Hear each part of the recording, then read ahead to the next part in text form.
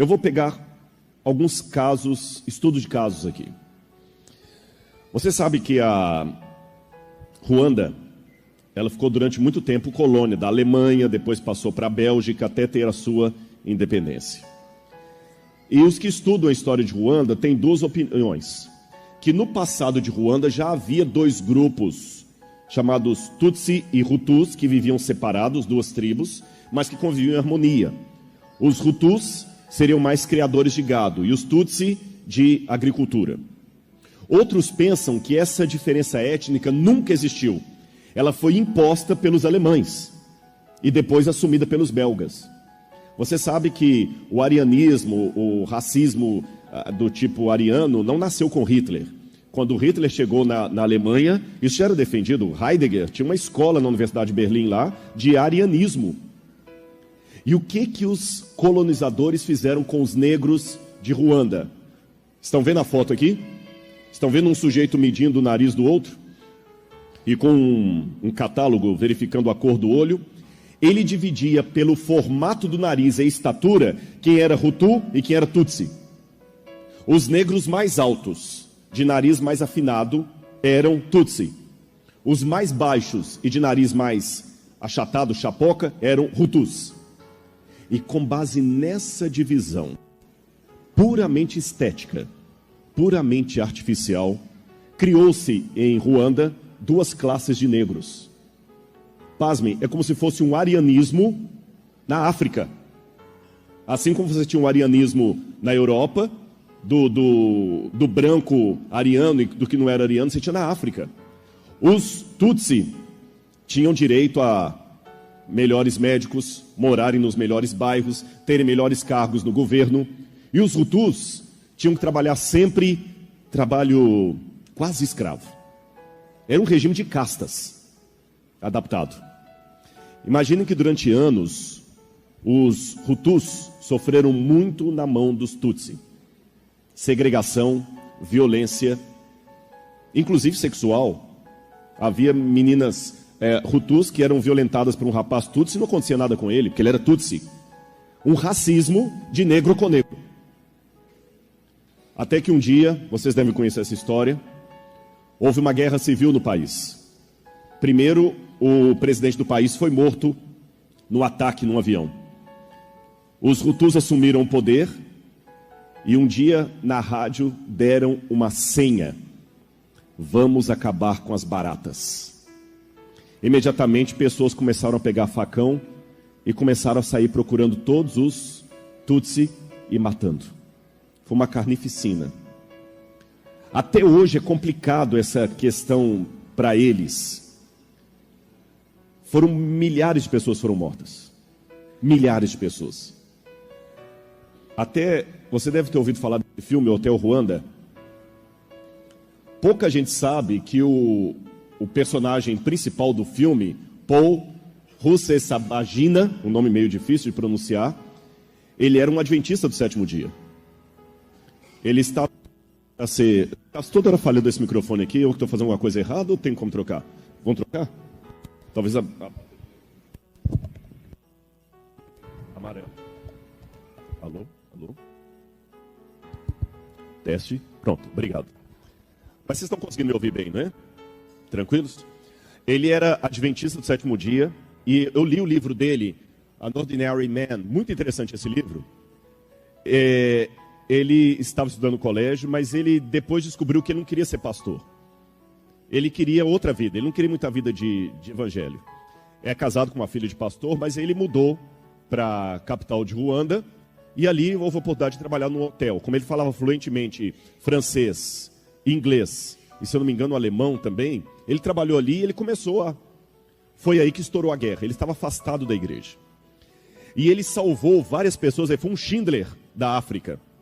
Tanto é que fizeram um filme. Só que aí veio uma decepção que ele teve depois.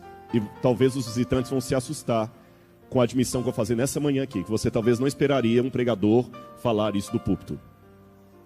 Ele hoje não está frequentando igreja nenhuma. Nem é adventista. Porque quando tudo acabou, ele diz que colocou em prática aquilo que você viu no filme, porque ele aprendeu na igreja adventista e na escola adventista o evangelho. E ele falou, eu tenho que fazer o que Jesus faria se estivesse aqui em Ruanda. Mas quando a guerra acabou, ele descobriu que grandes algozes eram também religiosos. Houve padres que fecharam a igreja com membros católicos lá dentro e chamaram os Hutus que vieram e mataram todo mundo. E antes que alguém fale assim, nossa, você está desrespeitando a igreja católica, deixa eu terminar minha fala. Também houve um caso de um pastor adventista com seu filho médico que chamou os irmãos para dentro da igreja, os irmãos vieram, trancaram a igreja e trouxeram os Hutus e puseram fogo na igreja. E você pode falar assim, Rodrigo, até os membros da igreja, Rodrigo, você está falando isso do púlpito, tem visita na igreja. Eu acho que a visita que está aqui está para ouvir a verdade. Eu não estou aqui para enganar você. E eu sei que você pode perguntar assim, mas e por que você ainda está na igreja, mesmo tendo uma coisa dessa? Simples, porque eu amo a Deus. Eu não sou perfeito, eu tenho muitos defeitos. Mas houve na igreja pessoas, acabei de agradecer aqui ao pastor Arthur, que me ajudaram na minha trajetória. E a igreja fez o que eu sou hoje. Deus através da igreja. Hoje eu devo 100% da minha formação, da minha vida à igreja. Isso não significa, como alguns colocam na internet, que eu me vendi, que eu vou fazer um evangelho de agradar, como gratidão. Não é isso. Mas eu tenho que falar com vocês, a igreja me formou. Mas eu fico pensando, se no passado pessoas como o pastor Arthur tivessem saído da igreja por causa dos escândalos, quem estaria cuidando de mim? Entenderam a questão? Ele viu muita coisa no passado que deve ter feito desanimar a fé em alguns momentos. Todo mundo que já me ajudou deve ter visto escândalo, deve ter visto coisas que desanimaram, deve ter sido afrontado, deve ter sido injustiçado. E eu dou graças a Deus que essa pessoa não saiu da igreja, para que um dia eu pudesse encontrá-la e ela cuidar de mim. Já pensou, doutor Milton, se eu não estivesse na igreja? Já pensou? Então é com base nisso que eu fico na igreja, para que amanhã alguém possa dar graças a Deus porque o pastor Rodrigo não saiu da igreja.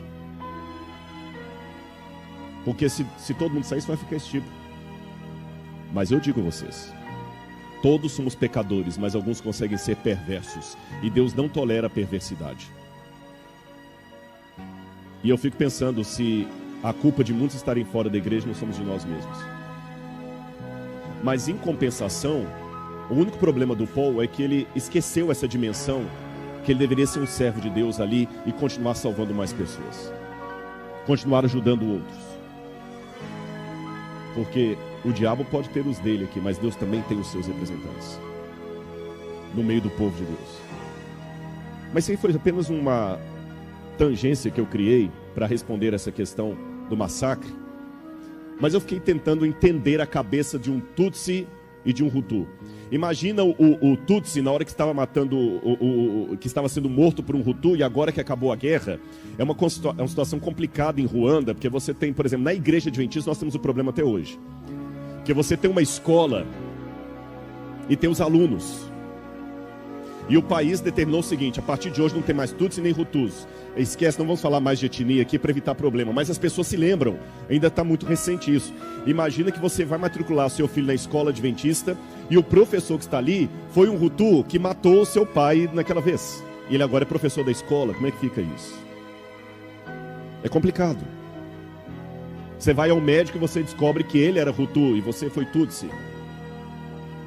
Por isso que eu estou tentando entender a cabeça de alguém que vai para a violência. Mas ainda assim essas respostas não me confortam a mente.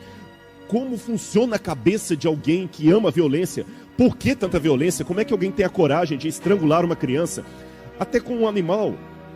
Esses dias eu fiquei sabendo de alguém que jogou um cachorrinho na rua com o carro andando, e o cachorrinho foi desesperado correndo atrás do carro. Como é que alguém tem coragem de fazer isso com um animalzinho? Como, Senhor? Aliás, é a pergunta que a própria Bíblia faz. Eu vou buscar uma resposta, a princípio, fora da Bíblia. Isso vai surpreendê-los também. O livro Mein Kampf, de Adolf Hitler, Minha Batalha, foi o livro que ele escreveu na prisão. E Hitler, apesar de ser um demônio em figura humana, não deixou de falar verdades. Eu aprendo a dividir as coisas que eu concordo das coisas que eu Discordo. E tem coisas que o Hitler falou no Mein Kampf que eu concordo. Não se tornam mentiras porque foram ditas por um assassino. Concordam comigo? Uma mentira não se diz verdade, não se torna verdade porque foi dita por um santo, e uma verdade não se torna mentira porque foi dita por um assassino. E Hitler disse isso aqui: a crueldade está no âmago da natureza humana. Basta saber como estimulá-la. Basta saber como estimulá-la. E ele soube, tanto é que ele conseguiu convencer a Alemanha a matar 6 milhões de judeus e outros grupos minoritários, como homossexuais, testemunhas de Jeová, ciganos. Conseguiu convencer um país tão culto daquele a praticar o holocausto. Ele sabia o que estava falando. Eu fico pensando, será que Hitler não estava certo? E lembro-me agora de Santo Agostinho. Santo Agostinho de Hipona dizia o seguinte, que quando ele era criança, ele amava roubar peras no quintal do vizinho. Está no livro Confissões de Santo Agostinho. E ele perguntava, por que eu queria roubar as peras do quintal do vizinho? Era fome? Não, eu tinha comida na minha casa. Vontade de comer pera? Tinha pera na minha casa. Na verdade, era o pecado que já habitava em mim e me levava para o lado errado. E pode olhar, quando é que você está com mais vontade de tomar sorvete? Não é no verão, é quando você está de regime. Falou que é proibido, aí que você quer. Então, esqueçam essa política pós-moderna, que todo mundo é bom. Eu acho perigosa essa mentalidade de hoje, que sua cabeça é sua sentença. Não, que legal. É engraçado, as pessoas hoje não querem mais lutar contra o pecado. Aliás, pecado é uma palavra proscrita. Eles querem resolver os seus vícios. Eles querem resolver as suas tendências com vícios, que hoje não só são tolerados, mas aplaudidos. Antes, um comportamento que era digno de repreensão, hoje a pessoa é bem resolvida. Se eu quiser agora me casar com uma cabra e colocar a cabra para morar comigo, que legal, você é uma pessoa bem resolvida, que tem coragem de assumir o que você é. Você gosta da cabra, tá a cabra lá na sua casa. Parabéns, nós temos que respeitar isso. Perceberam? Nada mais é repreendido. Nada mais pode ser errado. Essa semana um professor ganhou na justiça uma causa inédita no Brasil. A família de uma garota foi obrigada a pagar 5 mil reais de indenização ao professor.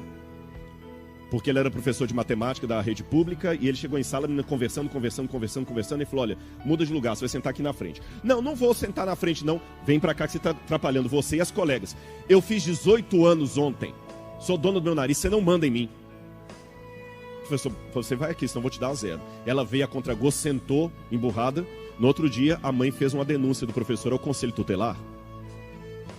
Aí ela deixou de ser adulta, né? Percebeu o contraste? Porque eu acho interessante, eu sou professor, eu sei do que estou falando. Muitos pais são duros com os professores quando deveriam ser com os filhos. Eles usam com o professor a rigidez que ele não tem com o filho.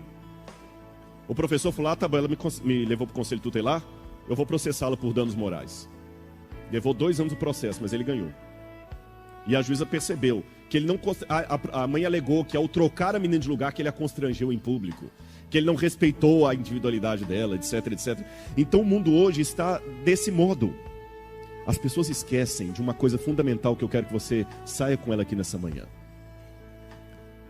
Eu concordo com o que Hitler falou.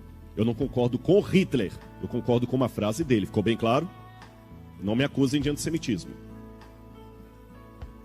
Você pode ser tão mal como qualquer pessoa que você condena.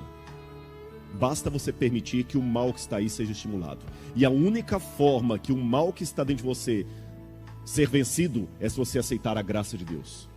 Se não, é como diz Santo Agostinho, você vai sempre cobiçar as peras do vizinho, não é porque são mais gostosas, é porque são proibidas. O pecado está entre nós.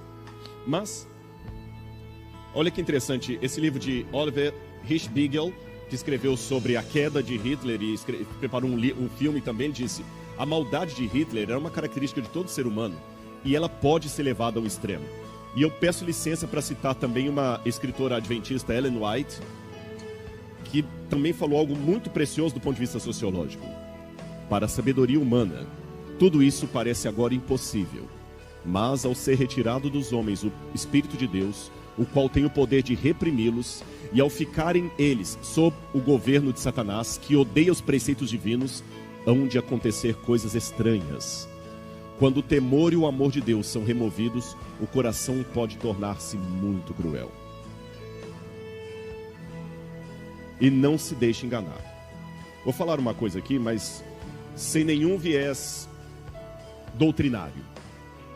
E para ficar bem à vontade, eu vou falar que eu tenho uma calça do tipo que eu vou descrever. Eu comprei uma calça para mim, dessas que vem rasgada. Comprei. Não muito rasgada, não fica parecendo tiozão, né? Só um pouquinho aqui. Mas quando eu comprei aquela calça, eu fiquei pensando assim, interessante. Há uns 15 anos atrás, uma calça jeans rasgada não venderia, concorda comigo? Se você desse uma calça jeans rasgada para um brechó, o pessoal ia se sentir ofendido. Mas alguém teve uma ideia. Eu vou pegar o jeans, vou lavar, stonewash, lavar várias vezes até ele ficar surrado. Depois que ele ficar bastante surrado, nós vamos cortar aqui todo e vamos colocar na loja com o dobro do preço. Eu não estou falando que é pecado ter uma calça dessa, senão eu estaria em pecado, porque eu falei que eu tenho uma. Mas o dia que eu comprei, eu pensei assim, eu tenho que tomar cuidado com a mídia. Porque se eles me convencem que uma calça jeans rasgada está na moda, eles podem me convencer de qualquer coisa. Entenderam? Se eles me convencem que uma calça jeans rasgada vale mais do que uma calça jeans sem defeito, eles me convencem de qualquer coisa. Então, muito cuidado com a maldade que pode ser colocada. E hoje eu acho interessante que nós condenamos grupos terroristas como Boko Haram, mas a gente acha tão normal os jovens terem joguinhos de violência no computador, e se eu falar, eu estou sendo retrógrado. Velozes e Furiosos. O que tem de valor moral naquilo ali? Nada. Coisificação da mulher, irresponsabilidade no trânsito. Mas ai de mim se eu levantar na rede uma campanha de boicote ao filme Velozes e Furiosos, parte 8, 10, que é tudo a mesma coisa. Você assistiu um, assistiu todos. Ai de mim, se eu colocar na internet um boicote ao filme Velozes e Furiosos, todo mundo vai me crucificar. Concordam? Ridículo, retrógrado. Qual que é o problema? O problema é o que está te estimulando. Aí depois você não entende por que o jovem pega o carro e quer fazer a mesma coisa. Ele te convence a usar a calça jeans rasgada, convence qualquer coisa. Por outro lado, porém, se eu produzir um filme mostrando as verdades da Bíblia, muita gente vai censurar o filme como sendo um filme talvez antifeminista, homofóbico, antidemocrático. Vão criticar um monte de coisa no filme. É um mundo de paradoxos que nós vivemos. Permitam-me dizer, um mundo bipolar. Um mundo bipolar. Vamos continuar aqui. O terrorismo pode ser caracterizado como um tipo de violência que se pratica contra vítimas inocentes, com o objetivo de promover alguma causa ou percepção de mundo, seja pessoal, seja coletiva, e por isso partilhar de um grupo. Lembra que eu falei com vocês do terrorismo individual? E aqui eu quero contar dois casos. Duas vítimas da violência. Eu sei que a introdução está um pouco longa, mas eu preciso dela para depois o texto bíblico encaixar no que eu estou dizendo. Olha esses dois casos aí. Gary Leon Ridgway e Cynthia Hintz, duas vítimas da violência individual. O Gary Leon Ridgway, a mãe dele era uma religiosa muito conservadora. Muito conservadora. Mas paradoxal também, porque quando eu falo do paradoxo, ele está em todos os lados. Por quê? Ela fez com ele abuso infantil, pedofilia. A mãe abusou sexualmente dele na infância, introduzindo coisas nele. Falo por eufemismo, vocês já entenderam. E ele crescia com aquela imagem de uma mãe na igreja super piedosa, não vestia calça comprida, não passava nenhum tipo de maquiagem, igreja todos os domingos, era de uma igreja evangélica da América. e batia nele, traía o pai dele direto e reto. Ele via o pai dele saindo para trabalhar e a mãe dele chamando o amante para vir para casa. E ele ficava no quarto escutando a orgia da mãe dele do outro lado. Fora as violências físicas e emocionais. Ele chorava e ele vinha para a igreja, ele não entendia como é que a mãe pode ser uma coisa na igreja e outra fora. Esse rapaz foi a vítima de uma violência. Cresceu completamente louco. Um sociopata hoje. Está preso nos Estados Unidos. Dá dó, né? Imagina um menino, se você soubesse uma situação dessa para denunciar. Essa menina, Cynthia Hinds, um caso irônico de uma cantora que ficou famosa apenas 5 anos depois da morte dela. Eu sei que eu falando assim pode parecer até estranho, mas foi verdade. Essa menina sofreu muito com segregação racista por ser negra. E sempre queria crescer, cantava em pequenas bailes do bairro da cidade lá, pobre, enfrentou também violência doméstica, vítima também da violência. E um dia ela foi morta por um psicopata. E a ironia é que depois que ela foi morta pelo psicopata, e ela foi morta assim, foi estuprada, violentada, eu fui pensando na cabeça de um camarada que fazia isso com a mulher, ela tinha 17 anos, se não me engano. 5 anos depois da morte dela, um produtor musical achou por acidente uma fita cassete com uma gravação dela. É a única gravação que nós temos. Eu não trouxe a música para mostrar para vocês aqui nesta manhã, mas eu sugiro que uma hora você olhe na internet assim, Cynthia Hinds. Vai aparecer uma única música dela cantando. Uma voz digna de Whitney Houston. E eu não estou exagerando. Quando você... Sabe aqueles negros americanos que cantam e fazem aquele melisma? Incrível a voz da menina, fantástica. Ela seria uma das maiores cantoras do mundo. A única gravação dela que roda o mundo hoje é essa única música que ela gravou. Depois foi uma música de amor, uma música romântica. E ela nem sabe que ficou famosa 5 anos depois da morte dela. Mas é aqui que talvez venha algo que vai surpreendê-los. A história dos dois, a violência dos dois se encontram. Por quê? O assassínio de Cynthia foi Gary Ridgway. Ele se tornou um psicopata, frio. Matou, se eu não me engano, 43 mulheres. Mas a polícia acredita que o número dos que ele matou era muito maior. Essas foram as que ele confessou. Um homem completamente frio. Frio. E no tribunal, o juiz permitiu que as famílias de várias vítimas viessem cara a cara dizer para ele o que sentiam. Mas sabe o que é as pessoas dizerem assim? Você é um maldito, você tem que morrer, você tem que ir para o inferno. E ele nem franzir a testa. Nem mudava o semblante. Nada. Os psicólogos dizem que o psicopata não tem sentimento, não é isso?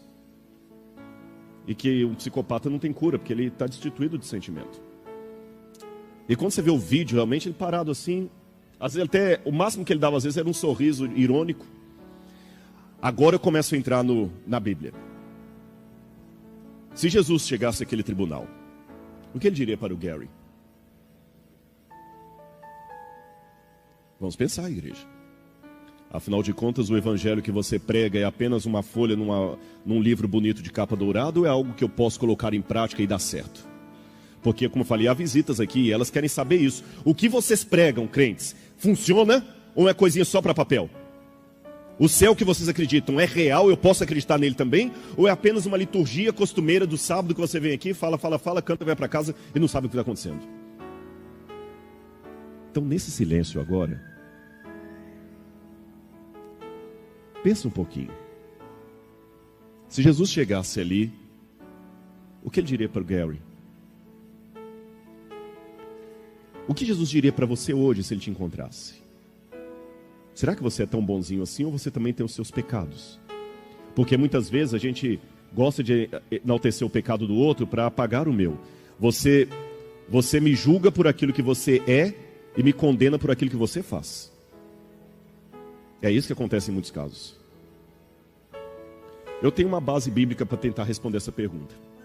Lucas capítulo 23, versos 39 em diante. Lucas capítulo 23, versos 39 em diante. A Bíblia diz que Jesus foi sepultado ao lado de dois malfeitores, dois ladrões. E a minha Bíblia diz assim, Lucas 23, 39 em diante: um dos malfeitores crucificados blasfemava contra ele, dizendo: não és tu o Cristo? Salva-te a ti mesmo e a nós também. Respondendo-lhe, porém, o outro repreendeu-o, dizendo: nem mesmo temes a Deus, estando sob igual sentença? Nós, na verdade, com justiça, porque recebemos o castigo de nossos atos, mas este nenhum mal fez. E acrescentou: Jesus, lembra-te de mim quando vieres no teu reino. Jesus lhe respondeu: em verdade te digo que hoje estarás comigo no paraíso. Eu sei que os adventistas e aqueles que conhecem a doutrina adventista já correram os olhos para, em verdade te digo que hoje estarás comigo no paraíso. Eu vou pedir licença à igreja, aos que assistem pela internet, aos que assistem no saguão aqui embaixo, para não explicar esse texto aqui, porque fugiria por completo ao tema do sermão. Mas para não deixar você no vácuo, assim, sem nenhum parecer, deixe-me apenas dizer que o meu primeiro doutorado foi sobre esse versículo. E quando eu fiz o doutorado na Universidade Católica, eu provei numa tese doutoral, defendida não na Universidade Adventista, que esse texto deve ser lido. Em verdade, digo, hoje, tu estarás comigo no paraíso, e não que hoje estarás no paraíso. Mas para explicar a tese doutoral, eu tenho que explicar as fórmulas gregas que eu encontrei para chegar à conclusão que na língua grega o correto é ler, em verdade, digo hoje eu te afirmo, você estará comigo no paraíso. Tá bem? Em breve eu quero ver se eu publico a minha tese na internet, que era uma época que ainda a internet estava engatinhando, então tem papel lá na Universidade Católica, mas não tem ainda pronto. Mas agora, saindo da questão do ladrão, eu quero perguntar: qual deve ser a mente daquele ladrão? Eu fiquei perguntando assim, sabe que a tradição dá um nome para cada um dos ladrões, né? A tradição chama o ladrão que se arrepende de Dimas e o outro de Gestas. E eu fiquei me perguntando, quando eu li isso na Bíblia, quando eu estava fazendo meu doutorado, qual deve ter sido a vida desse ladrão? Será que na infância ele sofreu traumas irreversíveis que o levaram para o crime? Será que ele cresceu numa casa com violência doméstica? Será que ele viu a mãe e seu pai sendo mortos por romanos e por isso tinha ódio dos romanos? Será que ele foi abusado sexualmente na infância? A gente pensa, né? Para ali pedir socorro a Jesus. Só que a Bíblia me mostra que esse quadro... Tanto é que quem é católico sabe disso, a tradição católica chama de o bom ladrão. O bom ladrão. Mas eu lamento dizer a vocês que quando eu fui pesquisar na Bíblia, eu tenho dificuldade de chamá-lo de bom ladrão. Olha o que está em Mateus capítulo 27, verso 44. Mateus capítulo 27, verso 44. Os mesmos impropérios lhe diziam também os ladrões que haviam sido crucificados com ele. Segundo Lucas, um blasfemou de Jesus, o outro se arrependeu. Mas segundo Mateus, quantos? Os dois. Como resolver essa aparente contradição? Bom, uma fórmula mágica que alguns encontram, para mim eu não concordo com ela, é acreditar que no Calvário não havia 3 cruzes, mas 5. Então quando os ladrões insultaram propérios, eles foram 3 e um se arrependeu. Eu acho que é uma forma artificial, eu não concordo com ela. Mas a tradição insiste em dizer que aquele era o bom ladrão e o outro era o mau ladrão. Olha como é que os quadros, o Caravaggio pinta o bom ladrão. Olha o mau ladrão. Até nos quadros religiosos a gente quer pintar um ladrão como bonzinho e outro ladrão como mau. Como se um merecesse mais a cruz do que o outro. O Evangelho de Nicodemos, que é um evangelho apócrifo do século X, entre o século IX e o século X, conta esse evangelho que traz o nome dele como sendo Dimas. É um evangelho apócrifo, falso, da Idade Média. Esse evangelho apócrifo falso, que diz que quando Maria e José fugiram para o Egito, a mãe de Dimas, o dito bom ladrão, acolheu a Sagrada Família, com dó deles. E Dimas estava muito doente. Aí Maria estava dando banho em Jesus, numa bacia, e trocava água toda hora. Quando a mãe de Dimas falou com Maria, puxa, meu menino está tão doente, ela falou, faça o seguinte, lave o seu menino com a água suja do banho do menino Jesus. E ela lavou e o menino ficou curado. Mas ele acabou indo para o mundo da criminalidade, mas quando ele estava ali na cruz, ele se arrependeu e reencontrou com Jesus. Mas não é bem isso que eu encontro na Bíblia, não. A Bíblia o chama de malfeitor. E não é um ladrão barato.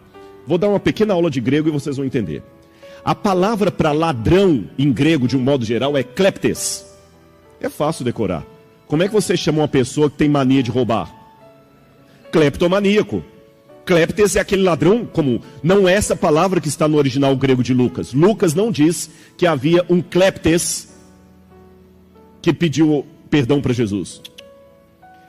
A Bíblia fala kakurgos, malfeitor, e lestes. Lestes em grego não é um ladrão de galinha. Lestes em grego não é um ladrão de botijão de gás. Aqui usa essa expressão? Ladrão de botijão de gás, ladrão de pé de chinelo. Lestes é um tipo de ladrão que usa, sem hesitar, violência contra indefesos. Pratica pilhagem. E é interessante que no Evangelho de João fala que Barrabás, lembra Barrabás? Ele era também um lestes. A mesma palavra que qualifica aquele malfeitor. Eu tenho a impressão, então, que aqueles dois faziam parte da gangue de Barrabás. De modo que os três seriam crucificados. E Jesus foi colocado no lugar do chefe da gangue, que era Barrabás. Entenderam? Está mudando o quadro do bom ladrão para você agora? Ele não era uma pessoa que roubou um botijão de gás e vítima da sociedade. Ele era alguém que praticava violência sem hesitar. Era aquele camarada que matava com requintes de crueldade. E o Império Romano estava cercado dessas pessoas. Havia os sicários, por exemplo. Flávio Josefo fala deles. Eles tinham esse nome que eles usavam uma pequena adaga, um punhal, que eles matavam aquele punhal. Eles praticavam atos terroristas. E muitos lestes eram desses grupos de terroristas, por isso que eu chamei de terrorista. Por exemplo, os sicários, durante a multidão, eles queriam matar um político, eles chegavam com um punhal assim, matavam a pessoa e fugiam da multidão. Praticavam assassinatos sob encomenda. Outras coisas, eles sequestraram o secretário de Eliezer, chefe do santuário de Jerusalém, para trocar por criminosos deles que estavam presos. Então esse negócio de troca de refém não é coisa nova, já tinha no tempo de Cristo. Outro detalhe, eles provocavam o sofrimento do povo para obrigar o povo a lutar contra Roma. Só em Engedi, no Engedi, eles mataram 700 mulheres e crianças, porque a aldeia se recusou a entrar em luta armada contra os romanos ao lado deles. Como os terroristas do Estado Islâmico fazem hoje. Vocês sabem que muita gente que está no Estado Islâmico está ali porque fala assim, olha, você tem 2 filhos, vocês vão lutar comigo, se não for, vou matar todo mundo da sua família. Assim era Lestes, assim era o Dimas. Quando Jerusalém foi tomada pelos romanos, por exemplo, eles não queriam se entregar, mas o sacerdote ia fazer um acordo de paz. Sabe o que os terroristas como o Dimas fizeram? Eles cortaram o suprimento de água e de comida da cidade só para obrigar o pessoal pela fome a lutar contra os romanos. Era gente perversa mesmo. Mas alguma coisa aconteceu naquela cruz. Alguma coisa aconteceu. Quando ele encontrou com aquele Cristo, e aqui eu quero a sua atenção redobrada agora, que eu já estou chegando na parte final desse sermão. O olhar de Jesus mudou a vida dele. O mesmo olhar que pode mudar a sua vida hoje. Olha bem essa foto. Porque eu falei que, na verdade, todos nós somos pecadores. Você talvez está crucificado com Cristo. Crucificado por causa dos erros que você cometeu. Crucificado porque... Amanhã eu vou falar sobre isso, vou falar sobre o Eclesiastes e os filósofos do pessimismo. Eu vou falar até sobre Schopenhauer aqui, que dizia que a vida é uma constante oscilação entre a ânsia de ter e o tédio de possuir. Você está crucificado até por ter. Você tem e não está tendo mais graça. Você está implorando para Ele, Senhor, eu não tenho valor nenhum. A igreja, se soubesse o que eu faço, não estaria nem me cumprimentando. Mas, por favor, eu estou arrependido. Lembra-te de mim quando vieres no teu reino. Que coisas eu aprendo daquele encontro daquele homem com Cristo na cruz? Em primeiro lugar, o poder convencedor de Deus foi a sua fraqueza e não o seu esplendor. Jesus não convenceu aquele malfeitor mostrando um raio de luz. Jesus não falou assim, Shazam, e a luz brilhou e ele ficou cego pela luz. Falou, nossa, você é realmente o Cristo, eu quero me converter. Não. Jesus estava na cruz, humilhado, provavelmente nu, machucado, cansado, mas ele fez aquilo que eu e você precisamos fazer para alcançar alguém. Deus se humanizou. Ontem me fizeram uma pergunta aqui: como é que você pode atender uma pessoa com sofrimento? Se humanize. Porque, como eu falei ontem, vou pedir licença para repetir, o currículo Lattes, os títulos de mestrado, doutorado, a sua conta financeira, a sua aparência física, podem até atrair admiradores. Mas é quando você se humaniza e fala com alguém que está sofrendo assim, eu sei que você está passando, porque eu também já passei por isso, aí você atrai pessoas que veem em você algo que vale a pena ser ouvido. Você pode até ouvir o doutor Rodrigo Silva falar de arqueologia, mas na hora que você está sofrendo, você não precisa do doutor, você precisa do Rodrigo humano, que talvez não tenha nenhuma resposta do que você está passando, mas tem a capacidade de te abraçar sem te julgar, chorar com você e sentir o seu problema. Jesus estava machucado, e foi o machucado de Jesus que atraiu o ladrão. Então o que vai atrair muitas pessoas aqui para a igreja, talvez não é a santidade da igreja, não é a perfeição dela, é a capacidade que essa igreja tem de dizer para as pessoas que estão lá fora, aqui está cheio de pessoas iguais a você, e que encontraram a graça de Cristo. Aqui está com pessoas com as mesmas dores que você enfrenta, com os mesmos defeitos, e que conseguiram achar esperança. Aí as pessoas vão querer vir. Porque enquanto você quiser mostrar uma ideia de uma igreja muito perfeita, sem defeito, sem nenhum problema, quem vai querer vir aqui? É como querer entrar numa festa de gala estando de short e camiseta. Você não tem nem coragem de entrar. Segunda coisa que eu aprendo. Eles, Jesus e o terrorista, não deram provas daquilo que diziam, mas apenas a sua palavra. O ladrão, o terrorista, o Dimas, ele não provou para Jesus que ele tinha se arrependido. Ele apenas falou, lembra-te de mim. Aliás, ele nem falou, me arrependo. Ele só falou, se o senhor puder, lembra de mim. Ele não deu prova nenhuma. E Cristo falou também, eu te digo hoje, você vai estar comigo no paraíso. Também não deu prova nenhuma. Sabe por quê? Quando a graça de Deus te encontra, nenhum dos lados pedem prova. Deus fala com você assim, eu te amo, e eu tenho um lugar para você no meu reino. E Ele fala com tanta convicção, que você acredita. E você também não fala nada, Deus, eu vou te dar um cheque predatado para daqui a 30 dias. Ele não pede obras. Ele pede que você venha como você está. Ele vai resolver o resto. Terceira coisa que eu aprendo desse encontro. O passado de Jesus garantiria o futuro do terrorista e o nosso futuro também. O terrorista ouviu dizer que aquele homem que estava ali amava, curava, perdoava. E esse homem que amava, curava, perdoava é o mesmo que garantiu a ele o reino do céu e garante a você hoje que ele pode mudar a sua vida. E desculpem aqui o que eu falo com bastante convicção, de modo bastante dogmático. Há muitas coisas que eu li, mas isso aqui eu vivi. Essa convicção que ele pode mudar a vida, ninguém me tira. Que ele mudou a minha. Ele mudou a minha. A quarta coisa que eu aprendo. Jesus era Deus. Como é que eu sei disso? Pela reivindicação absurda dele. Jesus falou, você está perdoado. Mas ele perguntou para os lesados daquele ladrão se ele poderia perdoar. Jesus não perguntou. Só Deus pode fazer isso. Eu não tenho condição de perdoar você pelo pecado que você cometeu contra ela. É ela que tem que te perdoar. Se Jesus fala, eu estou te perdoando, sem perguntar para ela a opinião dela, é porque ele não era meramente um homem, ele era Deus. Porque só Deus tem a capacidade de perdoar você, sem perguntar aos outros se eles concordam com isso. Só ele tem essa autoridade. Mais lições.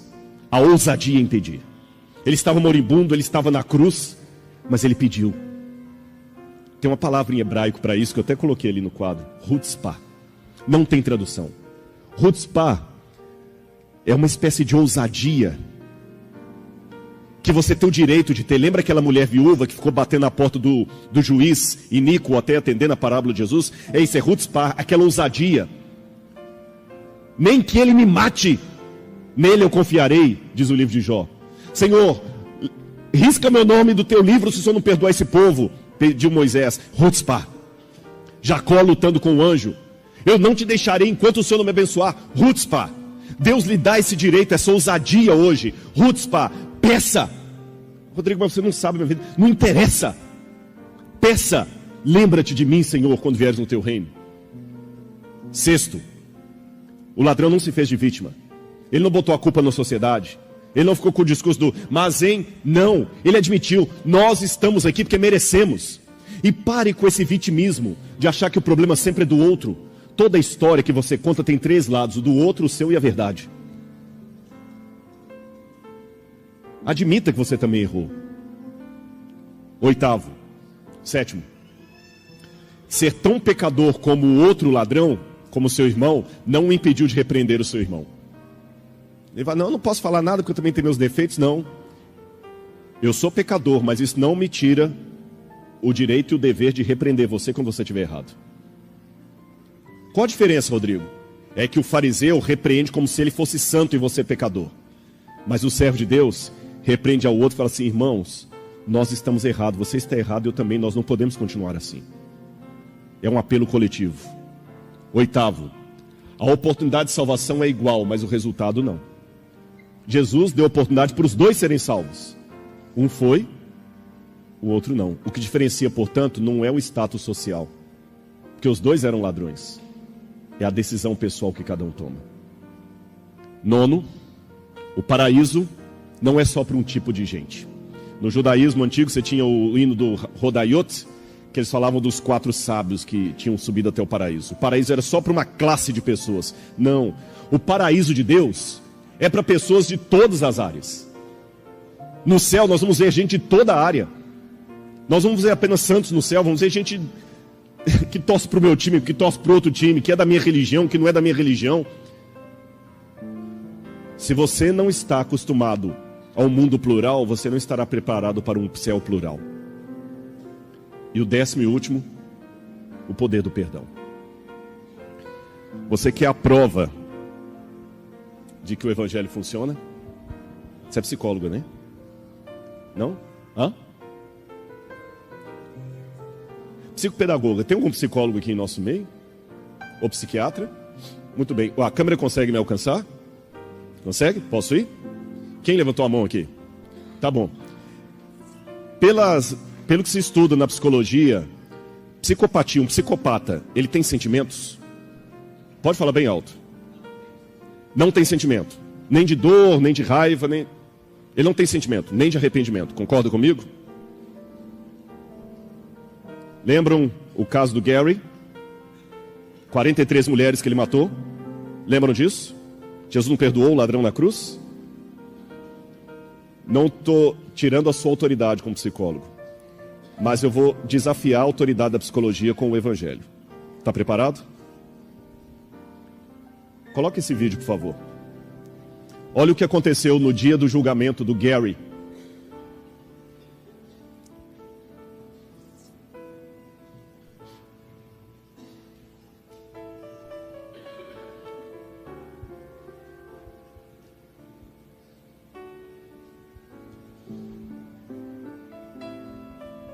Estão vendo a legenda, né? Coloque nos dois, por gentileza.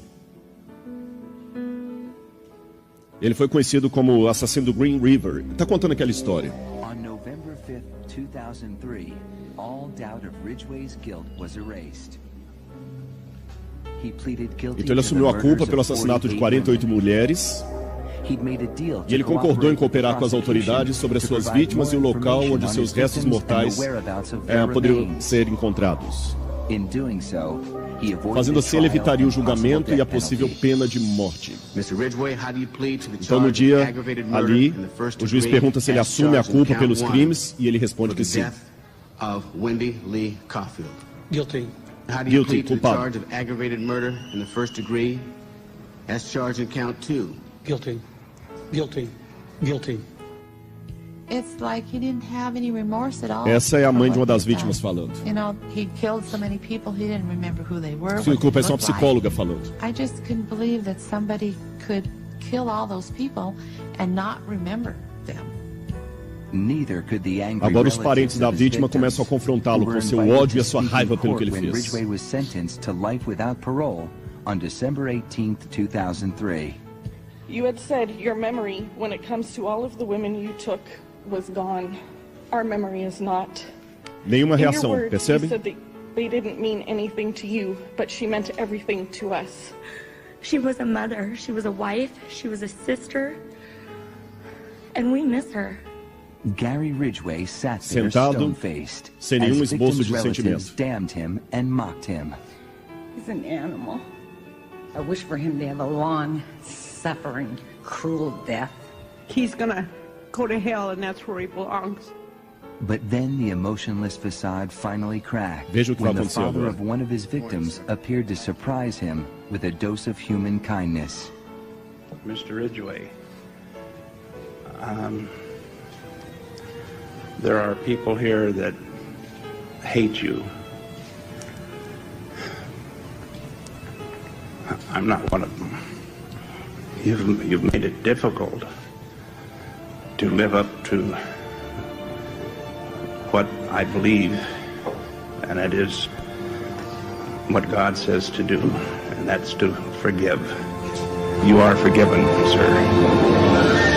O psicopata chorou.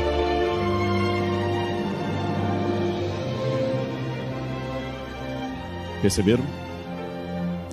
Olha o que aquele pai falou. Você está se tornando a coisa difícil para mim, para botar em prática aquilo que eu creio. Você está perdoado.